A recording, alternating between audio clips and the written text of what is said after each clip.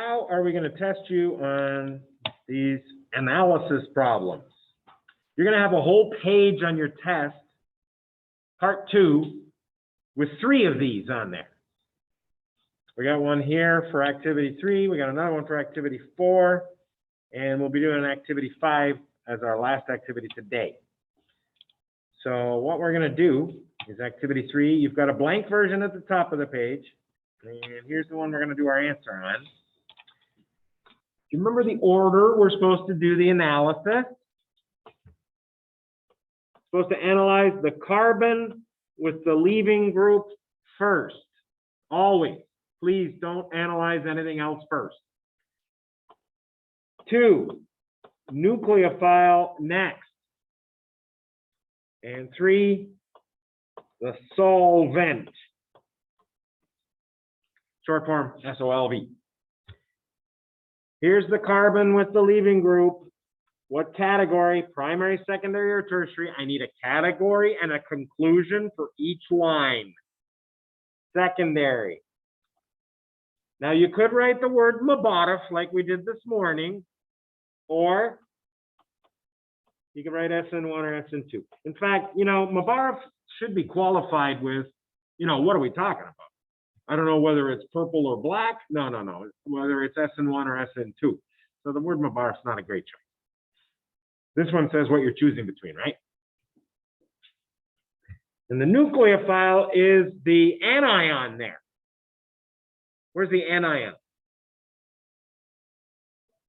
The sulfur is the only anion on the page. Right there. I need a category for that. Categories for nucleophile, I will remind you: strong, moderate, poor.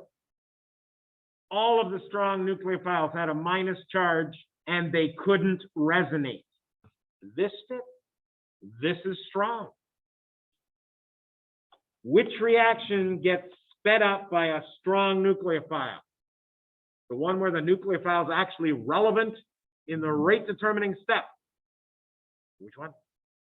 SN2.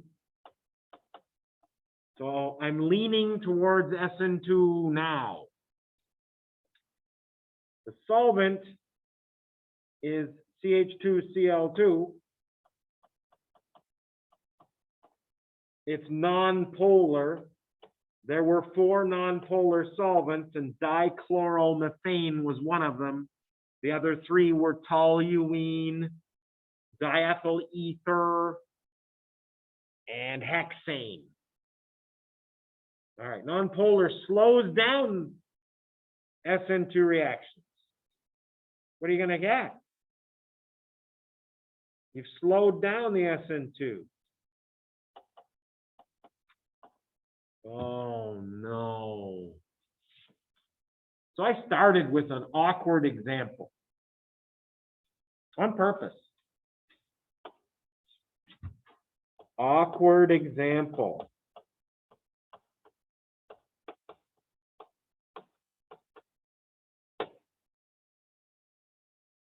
Which one do you choose?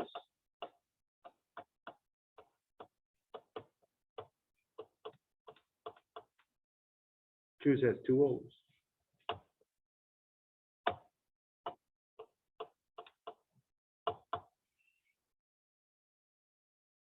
Don't choose either. This won't happen on your test.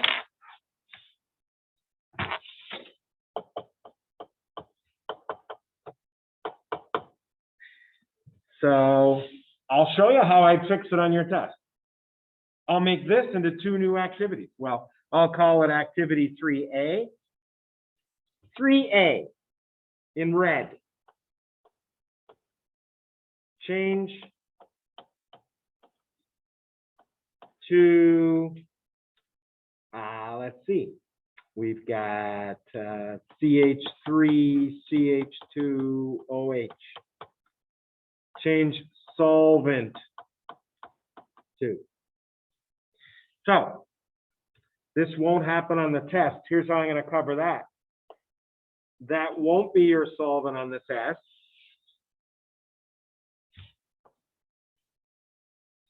We're going to do 3A, CH3, CH2OH, polar protic, SN1. Oh man, it's the same problem. I don't like having the same problem. Won't happen either.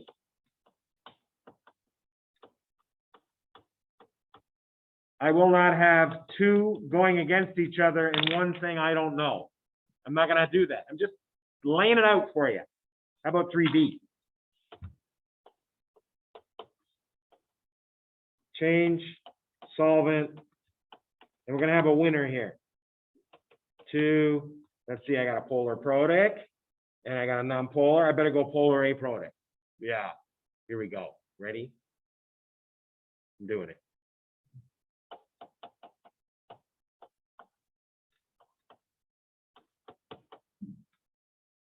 Okay, 3B.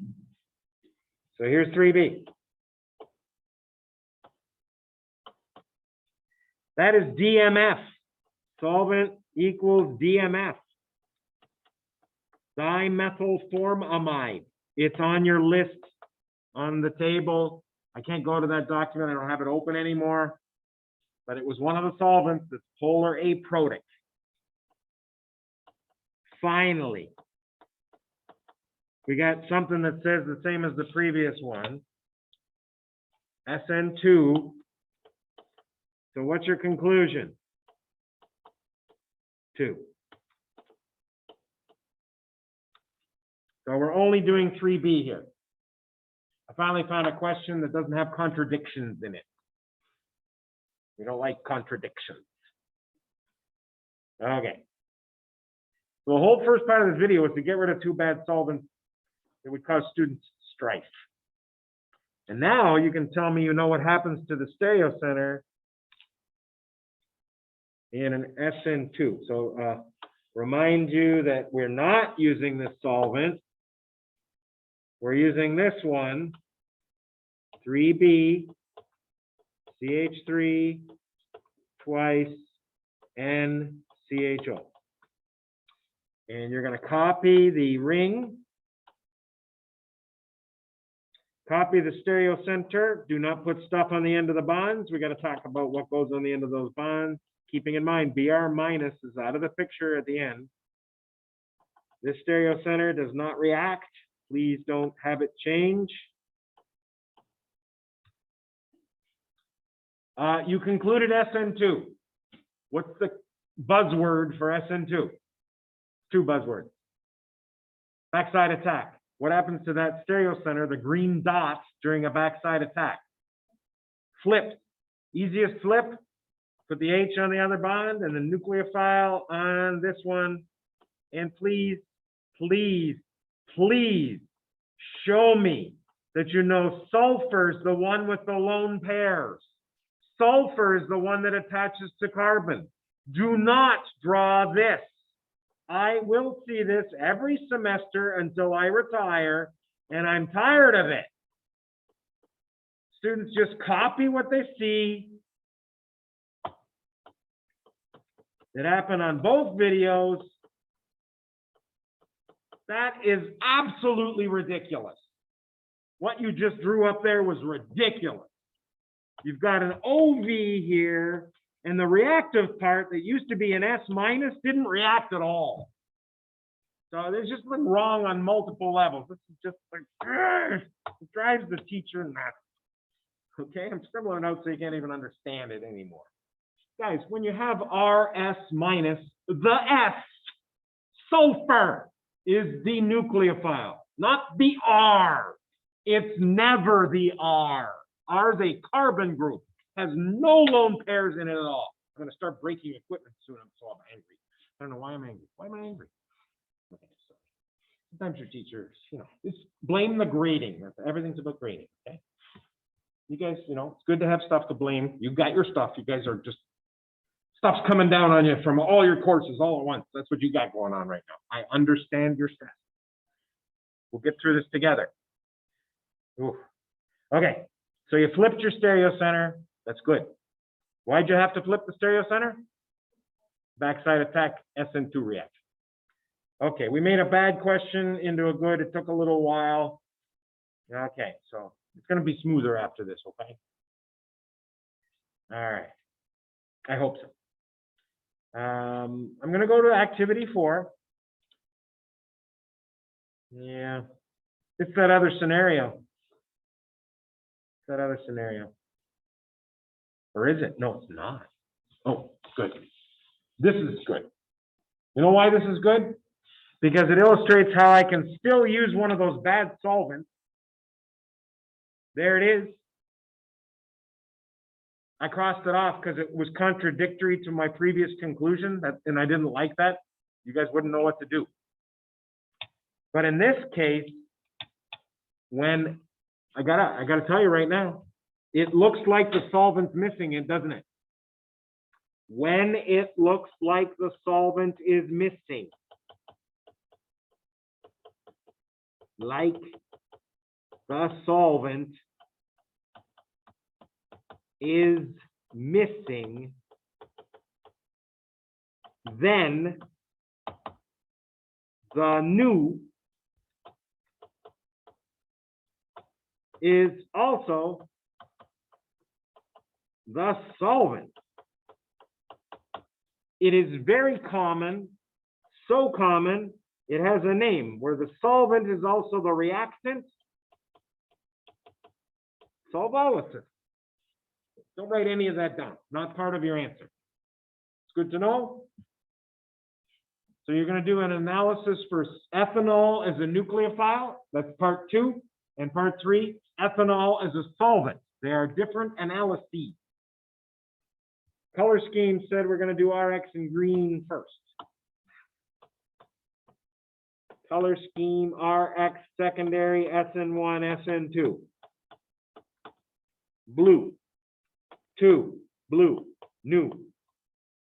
Let's rhyme it. ROH. Neutral oxygen. If it makes a bond, it becomes a very reactive oxonium, right? We don't like that. What category was that? Whether it was a carboxylic acid or an alcohol or an ether. Neutral oxygen was a, you want your nucleophile choices? Because there's a new stuff, you don't know your words yet. Don't give me solvent choices. Nucleophile choices are strong, moderate, weak. Weak. If it's not a minus, it's either moderate or weak. Okay? And when it's oxygen, it's the only weak. Weak or poor. Weak. You can say poor. Favors SN1. 3 in red. Solvent. ROH. H that can hydrogen bond is a very positive H. We have another name for a very positive H in chapter 3. Chapter 3. It was 4. Acid-base chapter. Oh, we gave it away. What is another name for a very polar H? Chapter 4. You memorized a bunch of numbers for these very polar H's. The very polar ones had negative numbers, and the less polar ones had positive numbers. Say it again. Sometimes it was based on electronegativity. Sometimes it was based on size. Guys, you forgot what chapter 4 was? It's acids and bases with pKa's. pKa's are good for, what are you taking away from an acid when you, H what? Proton was the word that I was looking for 2 minutes ago. Again, proton. If you are a polar protic solvent, you got a proton. It's H bonded to O or H bonded to N. Polar protic. Why do I love this example? Yep, I got 2 things saying SN1 and 1 saying I don't know. There's only one conclusion. What is your conclusion? SN1. SN1. 1. You like that? Blue, because that was part of the choice. Red, because that was part of the choice. I know, silly. You don't have to do 2 colors. So 4 points in that box down there. 1 for each line here. 1, 2, 3, and then 1 for your conclusion. Didn't take that much time for 4 points, did it? We like.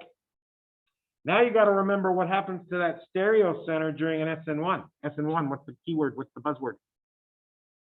Carbocation. What happens to a carbocation which is flat when the nucleophile attacks it? Does it always come from the front? Does it always come from the back? Or does it come half the time from the front, half the back? Because it's flat and there's no preference. That's it, 50%. So here's your molecule. Here's how you show this. You got to show me this stereo center did not change because it wasn't involved.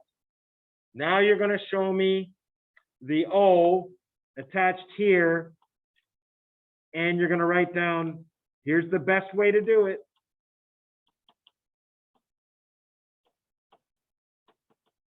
If you write the word racemic down, I'm not going to give you points. Racemic is wrong. I know that stereo center underwent racemization, but the 2 molecules are not called enantiomers. What are these 2 molecules called? The one that is red, let's see, red goes like this, 1, 2, 3.